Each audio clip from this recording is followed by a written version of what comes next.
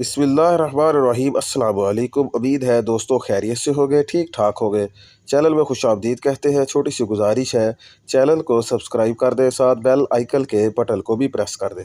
दोस्तों आज मैं आपको बवासीर के बारे में मालूमात दूंगा, इसकी वजूहात, इसकी अलामात और इसके इलाज के बारे में आज आपसे गुफ्तगू करेंगे। दोस्तों बवासीर एक शदीद तकलीफ में मुब्तला करने वाली बीमारी है। इस बीमारी में मुक़इद के रास्ते की लसें फूल जाती है, जिससे वो बटर से भी बड़े साइज़ की महसूस होती है।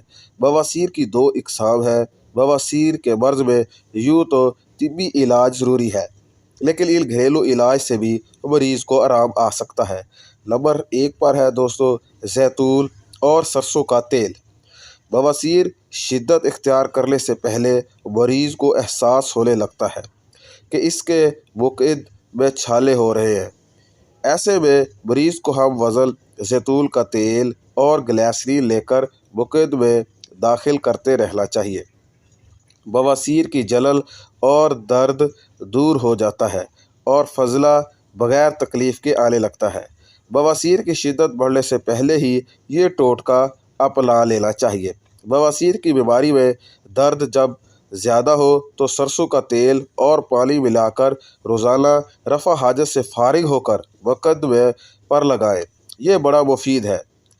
नंबर 2, छाछ में पिसी अजवाइन मिलाकर पीने से बवासीर में फ़ायदा होता है। छाछ के इस्तेमाल से ख़त्म हुए बवासीर दोबारा नहीं होती।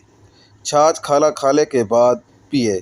नंबर 3, आंवला। खुश्क आंवले को बारीक पीसकर एक छोटा चम्मच सुबह व शाम 2 बार छाछ या गाय के दूध के साथ लेने से खुश्क और खूनी बवासीर में फ़ायदा होता है। नंबर 4, मूली। कच्ची मूली खाने से बवासीर से आने वाला खून बंद हो जाता है। 1 कप मूली के रस में 1 चम्मच देसी घी मिलाकर सुबह व शाम पीना चाहिए। इससे इंशाल्लाह आपकी बवासीर में बहुत ज़्यादा कमी वाक़ई होगी। दोस्तों ये थी आज की हमारी वीडियो। उम्मीद है आपको ज़रूर पसंद आई होगी।